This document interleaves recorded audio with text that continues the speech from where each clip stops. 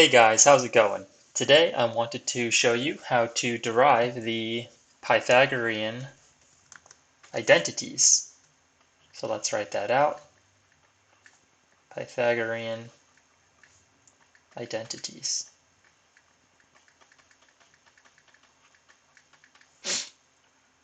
So you might be asking, hey, what are the Pythagorean identities? Well, the first one is sine squared of theta plus cosine squared of theta is equal to 1. The second one is tangent squared of theta plus 1 equals secant squared of theta. And the last one is, we'll use green for this, cotangent squared of theta plus 1 equals cosecant squared of theta. But where do these come from? Let's answer that question today. Let's start by drawing a right triangle.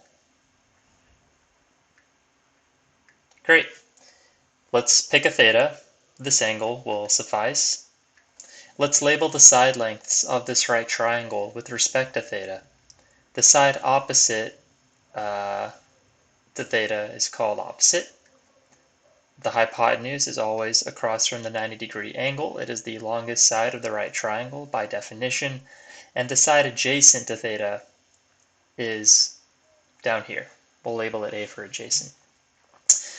Okay, so what's something else that we know about right triangles? Well, we know that a squared plus b squared equals c squared, where a and b are the lengths of the two legs of the triangle, and c is the hypotenuse. This is called the Pythagorean Theorem. Now, how does this relate to our Pythagorean identities? Well, let's start by defining sine and cosine. We know that sine of theta equals opposite over hypotenuse. In fact, just to make this Pythagorean theorem match our triangle better, let's label B as O for opposite. Perfect. So we ask ourselves, what's another way we can express the opposite side of the triangle with respect to theta? Well, we can just multiply by h on each side, and we have that h times sine of theta is equal to O. Perfect. So we can write that here, h times sine of theta. Let's write out cosine of theta. That's equal to adjacent over hypotenuse. So we ask ourselves, what's another way we can rewrite adjacent? Oh, let's just multiply by h on each side and isolate adjacent. Okay, great. So we have that adjacent is h times cosine of theta. Very good. Okay, but how does this help us? Well, let's apply the Pythagorean theorem. Let's perform a simple substitution. Let's replace a with h times cosine of theta. We'll square it because that quantity is being squared. Let's replace O with h times sine of theta.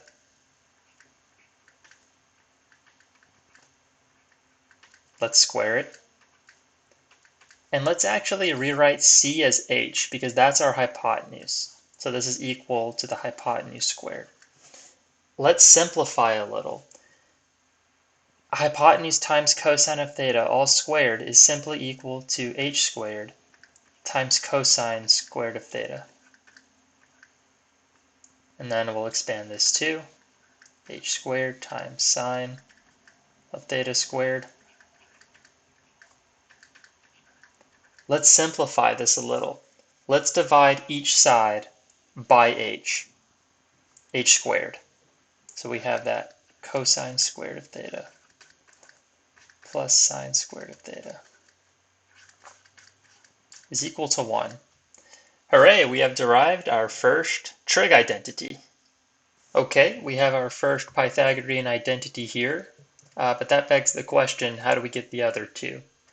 Well, we'll simply divide each side of this expression by sine squared of theta.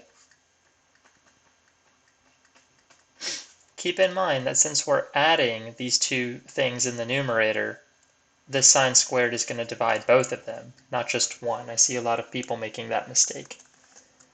So cosine squared over sine squared, well, that's just equal to cotangent squared of theta. Sine squared divided by sine squared is 1. 1 over sine squared is secant squared of theta. Sorry, cosecant. Great, we've derived the second one. So how do we derive the last one?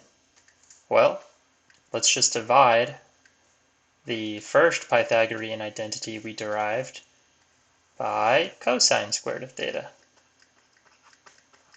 All right, here we go. Cosine squared divided by cosine squared is 1. Sine squared divided by cosine squared is tangent squared. And 1 over cosine squared is secant squared. And that's it, we did it. We derived all three Pythagorean identities. 1, 2, 3.